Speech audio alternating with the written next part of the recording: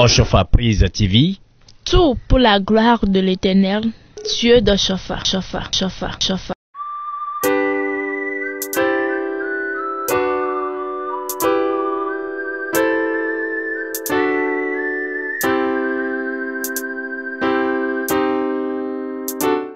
Alléluia.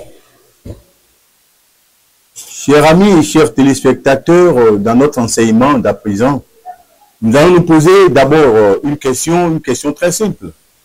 Tirons-nous leçon de la vie de la Vierge Marie? Ou bien,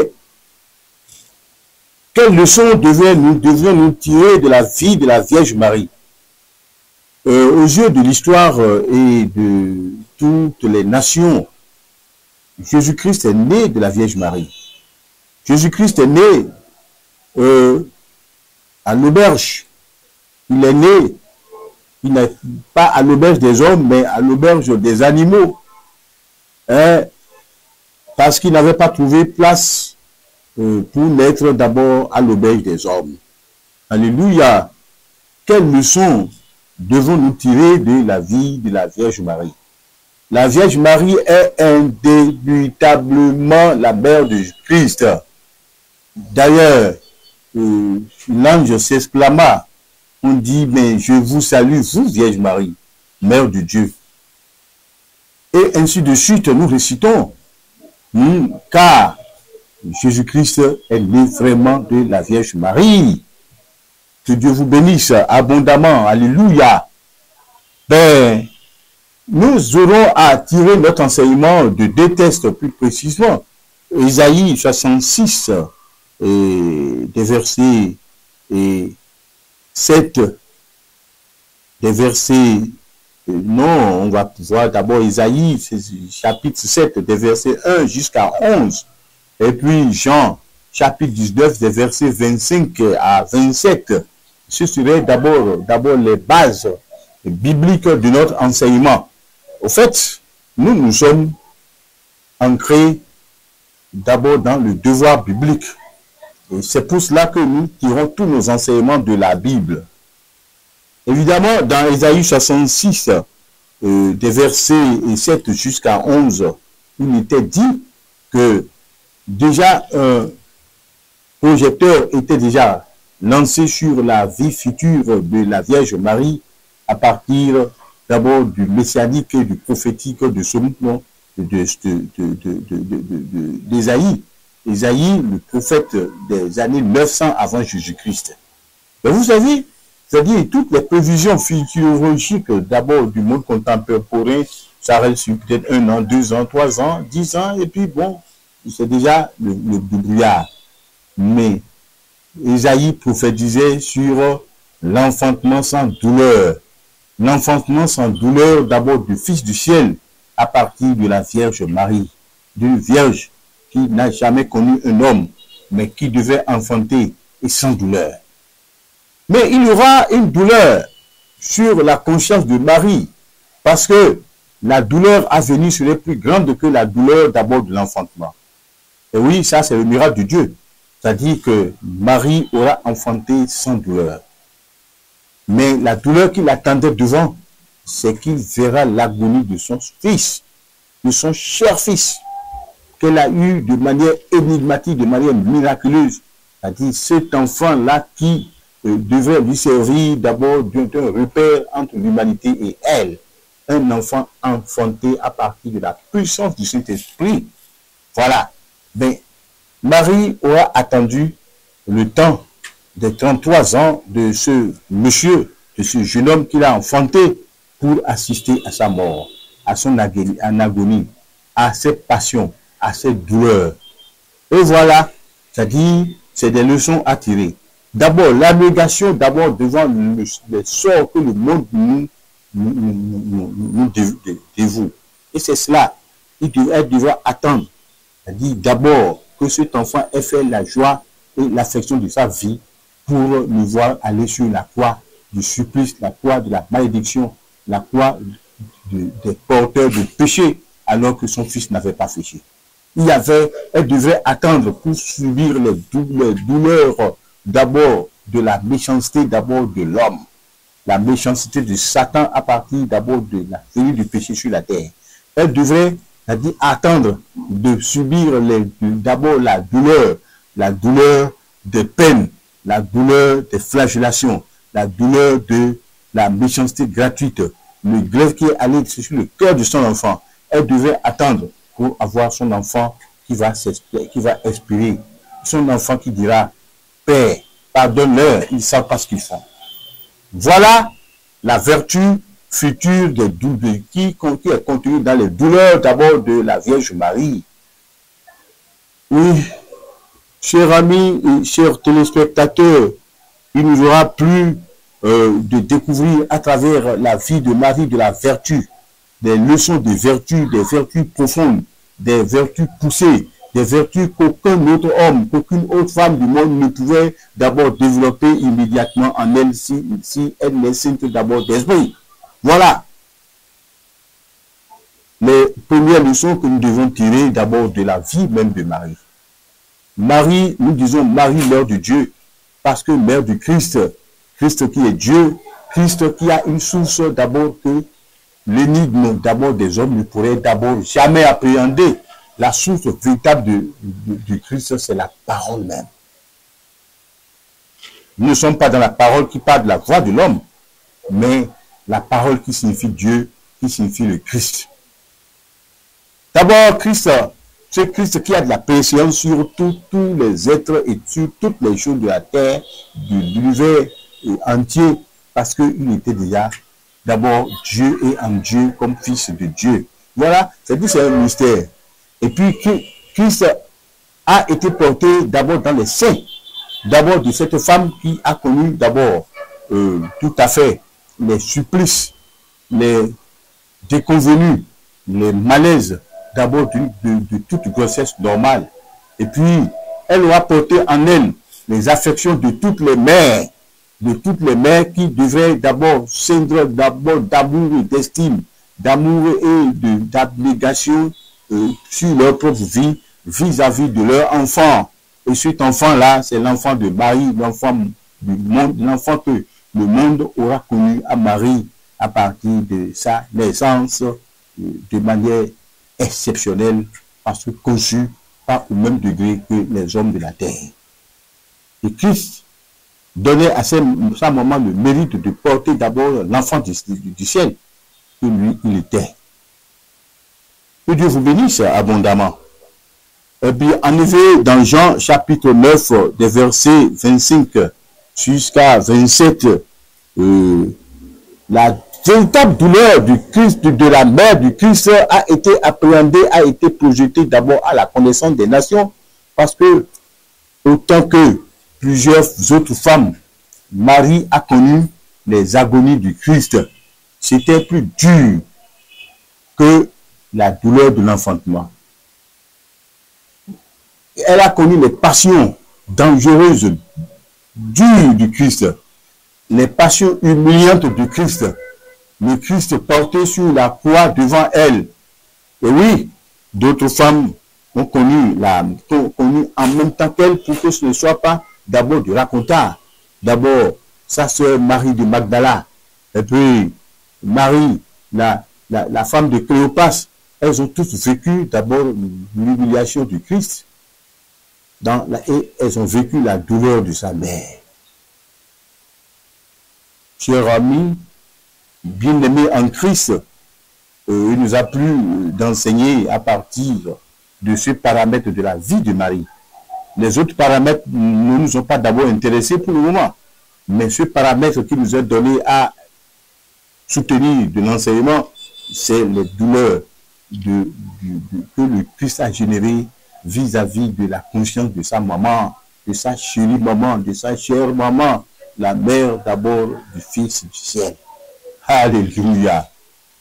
Chers amis et chers téléspectateurs, mais lorsque nous parlons de la Vierge Marie, nous devons déceler d'abord assez de vertu dans cette femme-là. La vertu d'abord d'avoir à supporter le mal, alors que le bien devait être honoré en elle. Oui, Elle n'a rien fait comme mal en mettant au monde le Fils divin des cieux selon le dessein de Dieu. Pourtant, ben, elle devait subir les douleurs, pas de l'enfant-mère, mais les douleurs du cœur, les douleurs de l'âme. C'est comme si elle-même était en train d'être crucifiée sur la croix. Allez-y voir. Mais qu'a-t-elle fait pour mériter de cela, sans regimber, sans maudire même le nom de Dieu, sans nous dire d'abord son mari, sans nous dire le jour de sa naissance, pour dire mais c'est quoi? On dit que je suis le porteur. L'ange était allé la voir pour dire, je te salue Marie, mère de Dieu. Ben, avec beaucoup d'éloges. Et maintenant, moi, je suis mère de Dieu. Et voilà, mon fils a été crucifié devant moi, avec d'abord pour rebut la méchanceté d'abord des hommes de l'humanité. Qu'a-t-il fait le Christ pour mériter de ce sort-là? Le Christ, fils de Marie. Marie devait se le demander, mais Marie s'en était remise à Dieu, son créateur, son missionnaire. Voilà la première vertu, l'abnégation. Elle nous a démontré de l'abnégation. Elle a démontré la puissance de l'abnégation d'abord pour rester dans le plan et dans la puissance du nom de Dieu.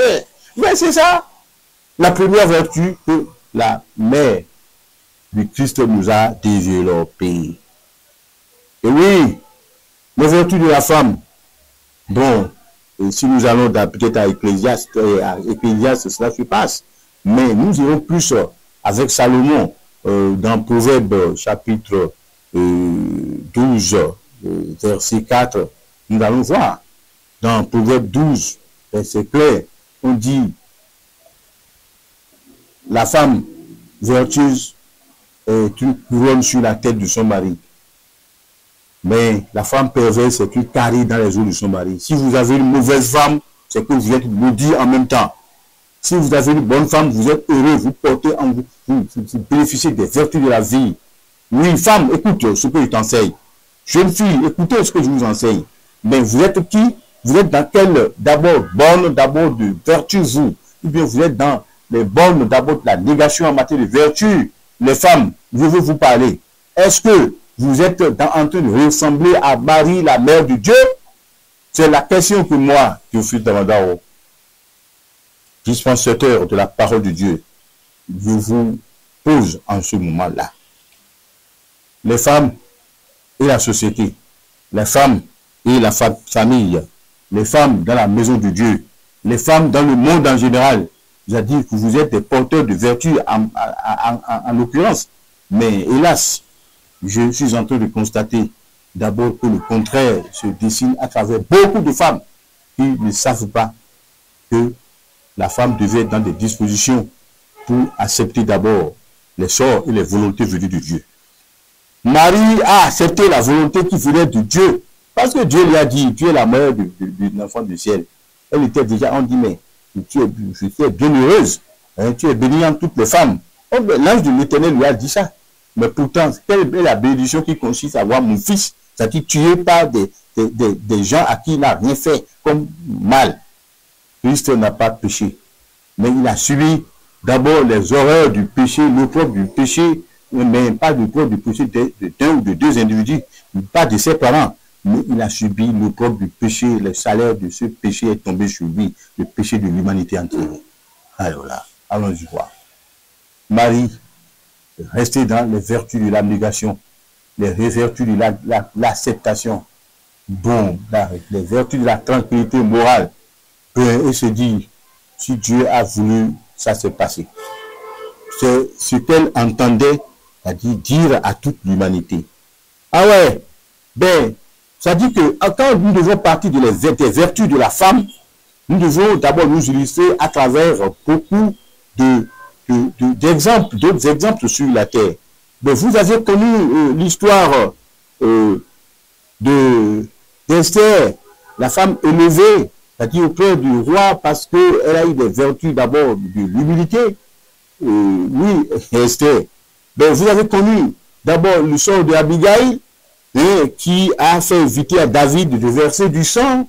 Les femmes sont souvent dans nos maisons, dans nos sociétés pour de bonnes œuvres, surtout. C'est ce que je dois enseigner. Les femmes ne seront pas là pour paraître dans l'église seulement, dans la société seulement, dans les familles seulement, mais elles seront là dans l'abnégation pour soutenir les bonnes œuvres, pour développer la vertu des bonnes œuvres, pour enseigner à l'humanité entière d'abord comment on peut vivre dans les bonnes œuvres, dans l'humilité, dans la magnanimité, dans la présence, c'est-à-dire continue d'abord dans la contemplation d'abord des œuvres de Dieu. C'est ça, les vertus de la femme. Et puis, ben, qu'est-ce que nous ne devons pas oublier?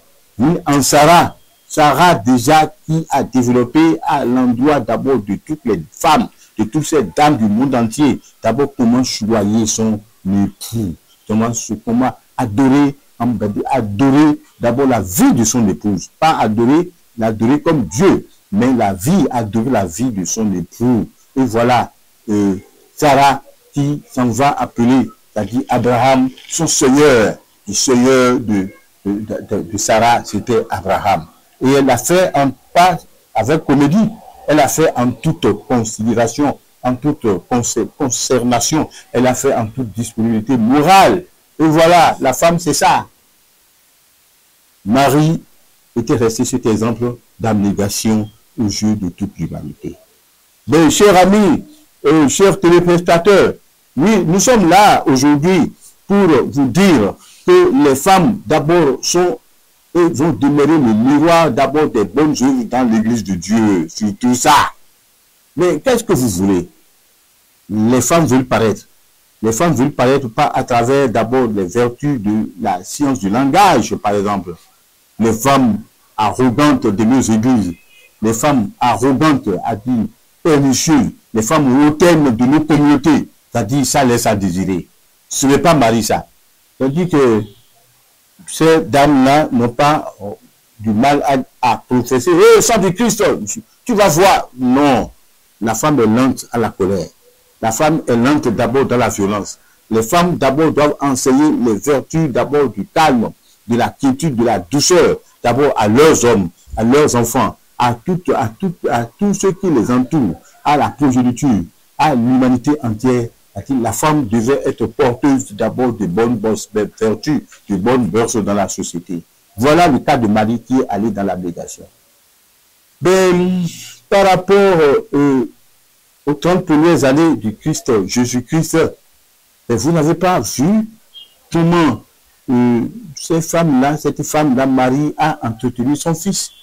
La Bible est nette là-dessus, mais nous autres, dans les recherches historiques, nous avons connu comment cette femme avait été doitée comme l'une des meilleures femmes d'abord de toute la Judée. Marie était la meilleure femme de ce Joseph. Après avoir fait les autres enfants, les Judes, les Jacques, tout ça, la frère de Jésus-Christ, elle était la meilleure femme de toute la Judée. C'est ce que l'histoire nous rapporte. Et finalement, c'est cette mauvaise femme dont l'enfant le plus cher en plus, c'est-à-dire devait tuer devant elle dans les douleurs d'abord de vivre, d'abord le poids du péché aux côtés du Christ. Et les amis, les dames, les jeunes filles, nos mamans, nos sœurs, cette prêche pour vous beaucoup plus. Parce que je ne dois d'abord pas de vous moraliser, mais de vous apporter la lumière d'abord du salut, la lumière d'abord de ce que vous devez être. Parce que sans vous, il n'y a pas la procréation. Dieu vous a mis à part pour d'abord régénérer la terre. Sans la femme est le meilleur maillon dans le plan de Dieu pour d'abord sauver l'humanité. Parce que on a dit, vous serez sauvés en devenant mère. En devenant mère là, toi Marie, tu vas enfanter du Christ. Et ce Christ-là sera le Fils de Dieu. Et là, à partir de lui, le péché sera absous de la terre. C'est le rôle de Marie. Elle est restée dans la vie. Elle n'a pas maudit le nom de Dieu lorsque les désastres de la vie se sont abattus sur elle à travers la mort de son fils bien-aimé. Voilà. Mais vous, femmes là, est-ce que vous êtes aussi patiente pour attendre la volonté de Dieu se passer dans vos vies? C'est la question et cela reste à suivre. Chers amis, chers téléspectateurs d'âme, bon, moi je vous parle, c'est-à-dire les vertus de la femme contenues dans les bonnes œuvres, naturellement. Et puis, si nous prenons d'abord, les enseignements de l'apôtre Paul, c'était suffisamment pathétique en plus. Il disait dans 1 Timothée, chapitre 2, des versets 9 jusqu'à 10, c'est-à-dire que les femmes de ce monde doivent se parer de bonnes œuvres et non des parures. Oui, pardon madame, c'est-à-dire qu'il faut faire un jour là, je ne vais pas parler de ça. C'est-à-dire, vos maquillages là, ce n'est pas de ça que moi je veux parler. D'abord, vos tenues extravagantes pour dire que vous êtes femme, ce n'est pas de ça que moi je veux parler. Mais je veux parler des parures du cœur. Oui, oui, des parures de vos cœurs. Vos cœurs seront parés d'amour. Vos cœurs devraient être parés d'abord des œuvres d'abord de soumission, des œuvres qui enseignent les véritables vertus de Dieu à l'humanité. Vous êtes porteuse de l'éducation la plus profonde pour l'humanité entière. D'abord, aujourd'hui, on parle de guerre autour du monde. Mais qu'est-ce que vous êtes en train de faire pour que les guerres n'existent pas? Est-ce que vous êtes resté à dire à vos maris décideurs, c'est-à-dire non, je ne veux pas qu'il y ait la guerre, je veux qu'il y ait la paix, je ne veux pas qu'il y ait la guerre, je veux qu'il y ait la paix. Mais quand même, femme de président, je veux te parler. Femme de ministre, je veux te parler. Femme de chef de guerre, je veux vous parler. Mais qu'est-ce que vous êtes en train de faire pour amener la paix dans le monde? Vous êtes capable de beaucoup de choses. Femme de généraux, je veux vous parler. Qu'est-ce que vous êtes en train de faire pour que la paix existe au sein des nations? Maintenant, femme d'homme de Dieu, qu'est-ce que vous êtes en train de faire pour que le sacerdoce que vos maris portent puisse aller de l'avant? Qu'est-ce que vous êtes en train de faire pour que les enfants de l'Église peuvent ne pas être des délinquants dans les rues de nos sociétés? Qu'est-ce que vous êtes en train de faire, mesdames, pour que l'Église porte d'abord la joie et les signes du bonheur en son sein? Oui, vous êtes capable de beaucoup de choses. À l'instar, en l'occurrence de la Sainte Vierge Marie, soyez utile pour nos églises, pour que Dieu soit loué à travers vos vies et vos comportements pour le royaume des cieux. Vous devez être prêtres pour jouer d'abord de la meilleure partition dans la vie des enfants de l'Église et du monde entier. Que Dieu vous bénisse. N'hésitez pas à liker la vidéo si elle vous plaît et si vous êtes nouveau sur la chaîne, n'oubliez pas de vous abonner et d'activer la notification pour ne rater aucune de nos prochaines vidéos. Oshofa Prise TV. Tout pour la gloire de l'Éternel, Dieu de Shofa.